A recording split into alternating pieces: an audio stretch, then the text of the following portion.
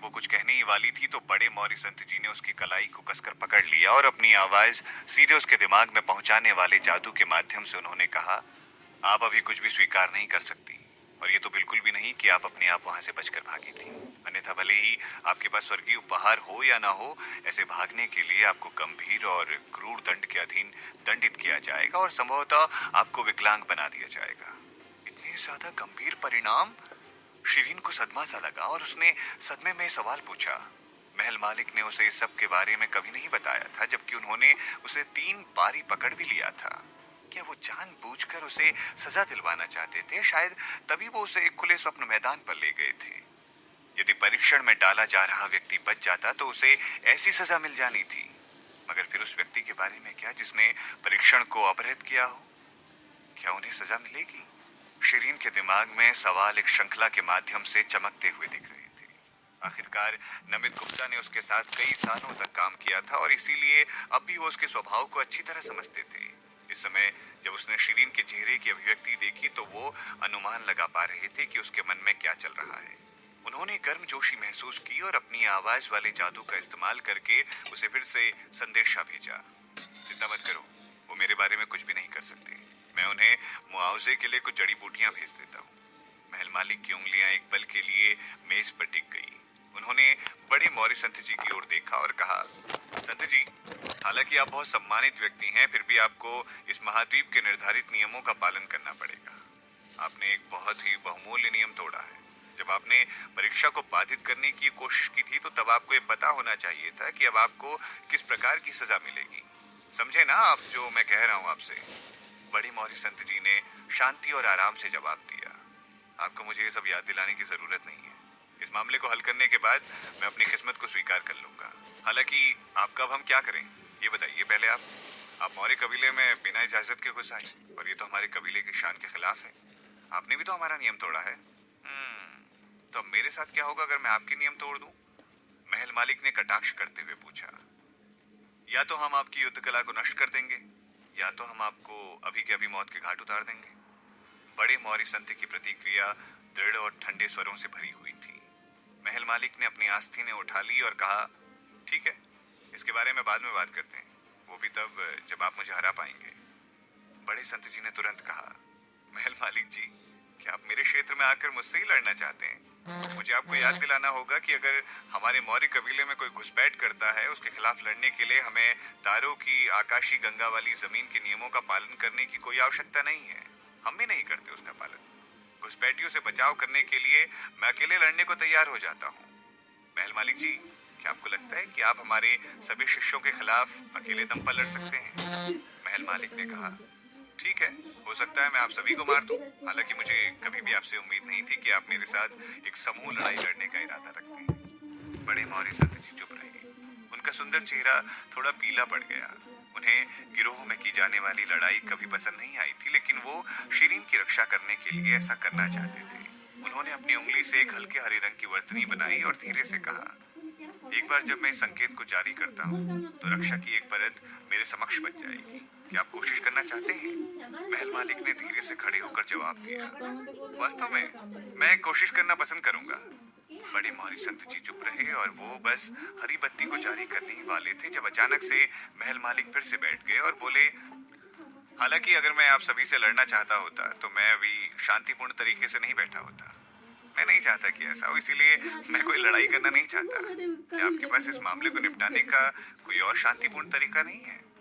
बड़े मौर्य संत जी को गुप्त रूप से थोड़ी राहत मिल गई थी ये सब सुनकर। वो उनसे लड़ना नहीं चाहते थे। सच्चाई यही थी कि दुश्मनों के खिलाफ लड़ाई में कई बार आकाशी ऋषि व्यास साहू जी का उन्होंने साथ दिया था, लेकिन वो उनकी वास्तविक क्षमता का कभी पता नहीं लगा पाए थे, क्योंकि वो व्यक्ति तब कमजोर प्रतीत नहीं होता जब वो कमजोरों के खिलाफ लड़ता था, लेकिन जब वो मजबूत लोगों के खिलाफ लड़ता था तो वो काफी मजबूत हो जाता था। हर बार जब वो लड़ाई में होते थे तब वो हमेशा अपने प्रतिद्वंदी से थोड़ा बेहतर साबित होते थे, ताकि वो दिन से रात तक उसके साथ लड़ाई को बनाए रख सके। अंत में वो इन सब के बाद दुश्मन को हरा देते थे। इस तरह के व्यक्ति के साथ दोस्ती करना अच्छा था, लेकिन उससे भी महत्वपूर्ण बात ये थी कि उनका दुश्मन कभी नहीं बनना चाहिए था, क्योंकि वो अपने दुश्मनों पर काफी अत्याचार करते थे। मैं आपकी बात मान सकता हूँ, लेकिन इसके लिए मेरी भी एक शर्त है। आखिरकार बड़े संत जी शब्दों के इस खेल में आगे बढ़ सकते थे। क्या शर्त है आपकी? क्या आप मुझे इस लड़की को छोड़ देने का निवेदन करेंगे, या आप अपनी गलती के लिए दंडित ना किए जाने का निवेदन करेंगे? महल मालिक हल्का सा हंसे, लेकिन उनकी आंखें अभी भी काफी तेज थी। उन्होंने अपनी प्याली में कुछ मदिरा डाला और एक घूंट लेने के बाद वो बोल पड़े। आपके द्वारा पकाई गई मछली काफी अच्छी है। हालांकि पकवान को पूरक बनाने के लिए हमारे पास कोई अच्छी मदिरा नहीं है।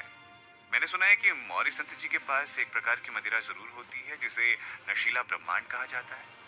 शायद उसे पी लेने के बाद कुछ मजा आ जाए, उस पेय और खुशी का अनुभव हो जाए जिसे मैं ढूंढ रहा हूँ। फिर क्या पता मैं आपकी आधी शर्त पूरी करने का वादा कर दूं।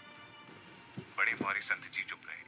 शिरीन टकटकी लगाए महल मालिक को देखती रह गई। जाहिर है वो रिश्वत मांग रहे थे। यद्यपि वो रिश्वत के रूप में केवल एक शराब ही मांग रहे थे, लेकिन ये सब कुछ बिल्कुल अविश्वसनीय था, क्योंकि किसी को ये उम्मीद नहीं थी कि वो ऐसा करेंगे।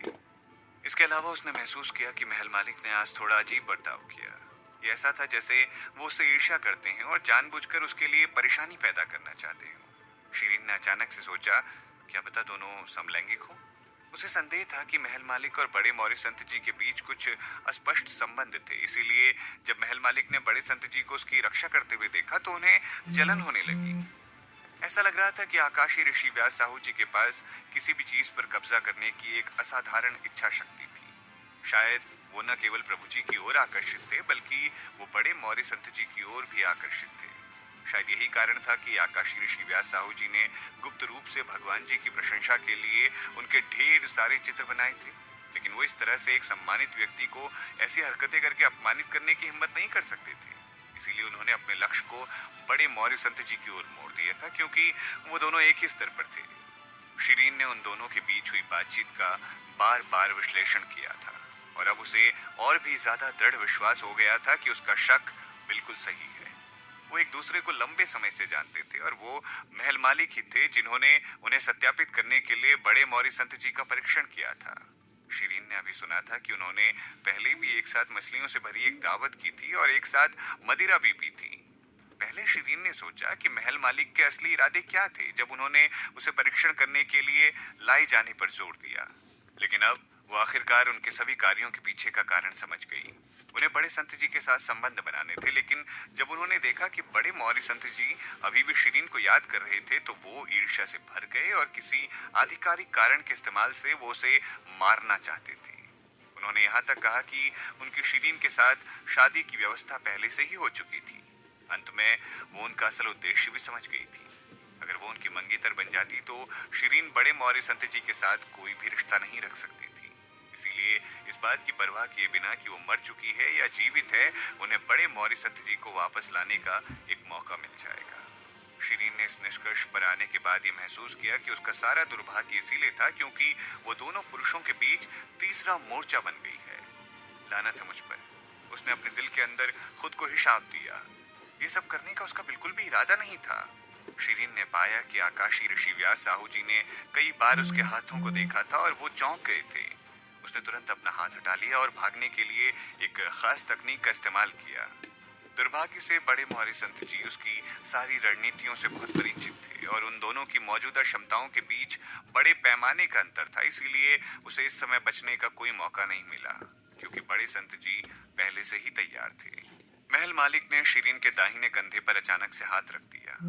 एक बल उसके दाहिने कंधे में एक विद्युत प्रवाह की तरह उसकी नसों के माध्यम से होता हुआ उसकी कलाई के दाईं ओर प्रवेश कर गया, जिसने बड़े संत जी को हल्की चुभन का एहसास करवाया था। बड़े संत जी को वास्तव में सदमा सा पहुंचा।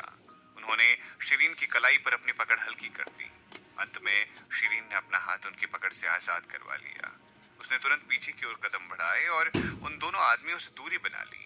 वो जगह छोड़ने के लिए अपनी टेलीपोर्टेशन टेक्निक का उपयोग करना चाहती थी, लेकिन वो असफल हो गई क्योंकि उसकी टेलीपोर्टेशन टेक्निक फिर से खराब हो गई थी। शिरीन को कुछ भी समझने की आवश्यकता नहीं थी। ये भी एक चाल ही होनी चाहिए जो कि आकाशीय ऋषि व्यास साहू जी द्वारा तैयार की गई हो। उन्होंने उसे आखिरी बार भी इसका इस्तेमाल करने से रोका था। जब शिरीन अभी भी वहां से भाग निकलने के तरीके खोज रही थी, महल मालिक ने अचानक से उसकी दूसरी कलाई को कसकर पकड़ लिया और उसे बिठाने के लिए अपनी तरफ खींच लिया। अब आपको इतनी भी जल्दी नहीं करनी चाहिए। आप हम दोनों के साथ यहाँ बैठ सकती हैं, आराम करिए थोड़ा।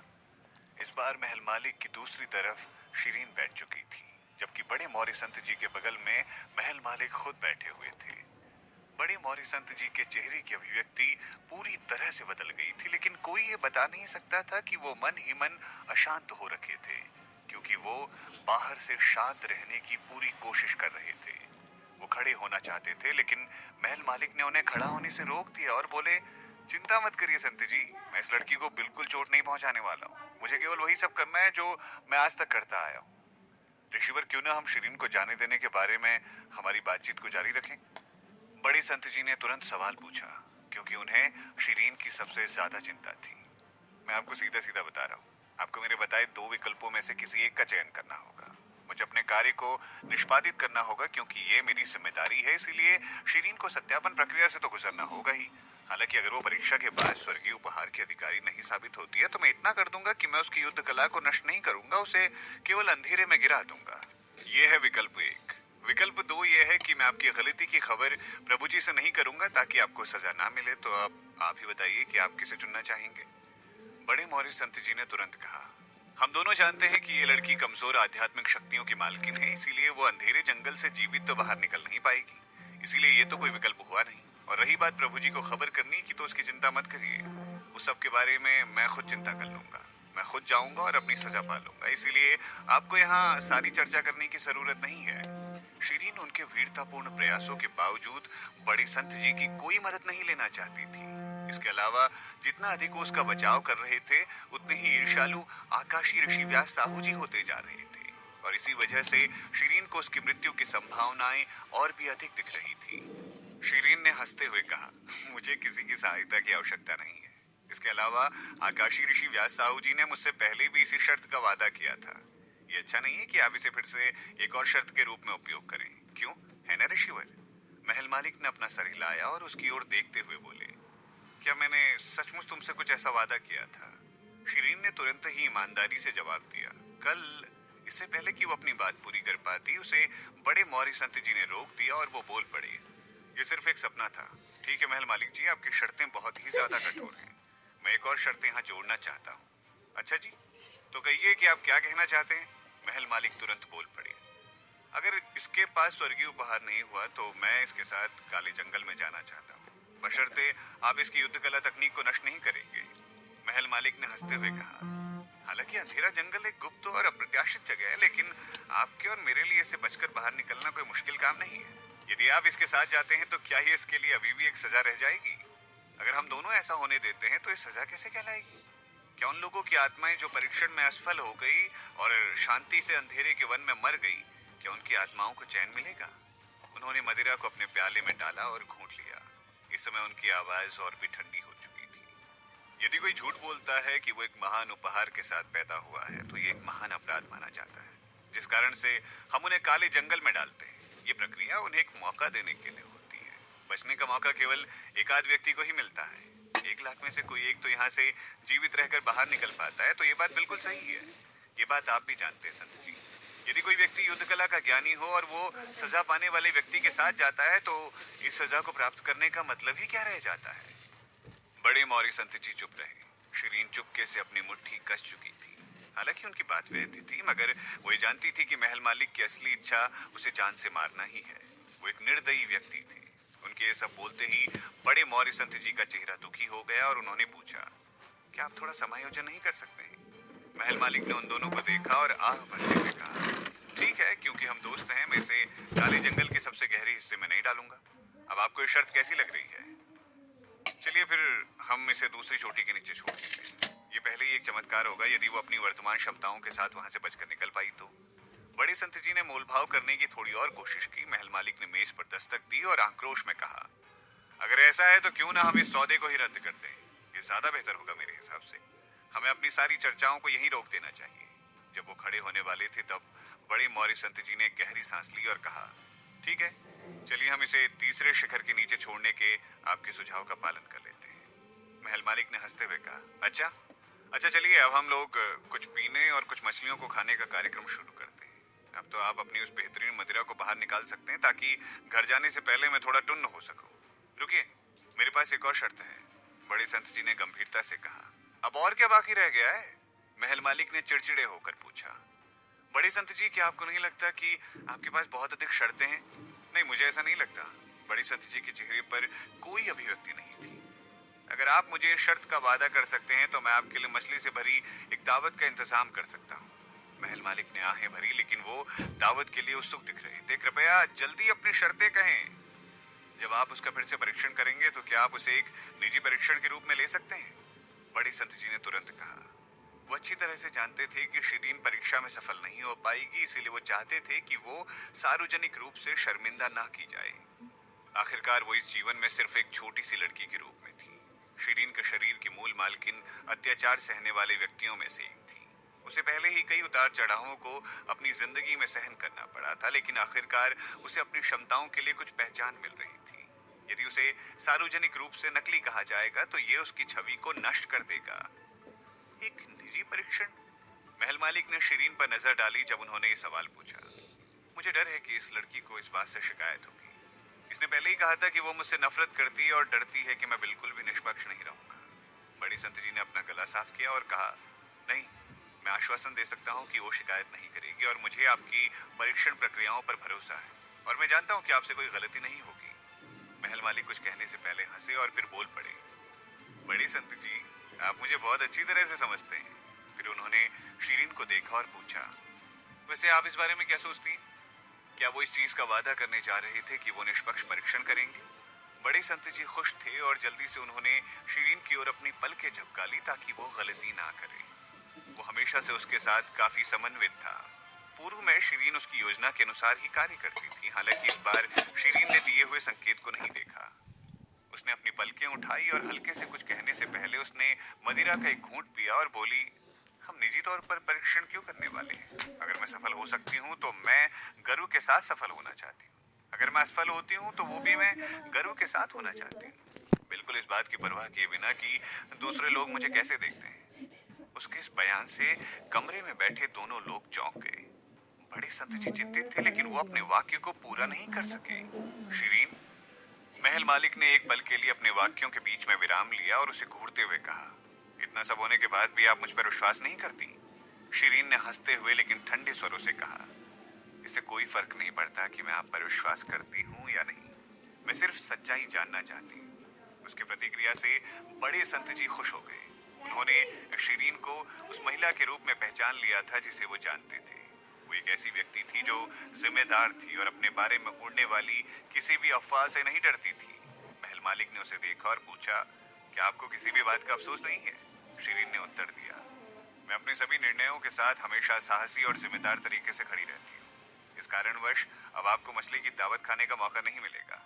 महल मालिक बिल्कुल चुप रहे। बड़े संत जी को उसकी सारी बातें दिल तक छू गई। जाहिर है वो नहीं चाहती थी कि वो मुश्किल में पड़े। शिरीन, ये सिर्फ एक मछली की दावत ही तो है। शिरीन ने एक लंबी आह भरी और कहा, मैं नहीं चाहती कि आप मेरे लिए इतने विनम्र बन जाएं। आपको दूसरों की शर्तों के आगे झुकना नहीं चाहिए। बड़े संत जी और भी प्रबुद्ध हो गए थे। अंत में उन्हें अपने सभी योगदानों में सराहना मिल रही थी, वो भी शिरीन द्वारा। और किसी ने आज तक महल मालिक को इतने ठंडे स्वरों में इनकार करने की हिम्मत नहीं की थी। वो जानते थे कि वो अभी भी उनसे उसी तरह प्यार करती है जैसे वो पिछले जीवन में उनसे प्यार किया करती थी और उन्हें किसी भी परेशानी में पड़ने नहीं देती थी। उनके पिछले जीवन में जब वो बदतमीजी का शिकार होते थे तो वो उस स्थिति पर भी और अधिक सख्ती से उन्हें संभाल लेती थी। अपने अभिमान को वापस पाने के लिए उन्होंने इस बार बहुत कोशिश की थी। अरे हाँ, वो कौन सा पेय है जिसे महल मालिक जी अभी भी पीना चाहते हैं? शिरीन ने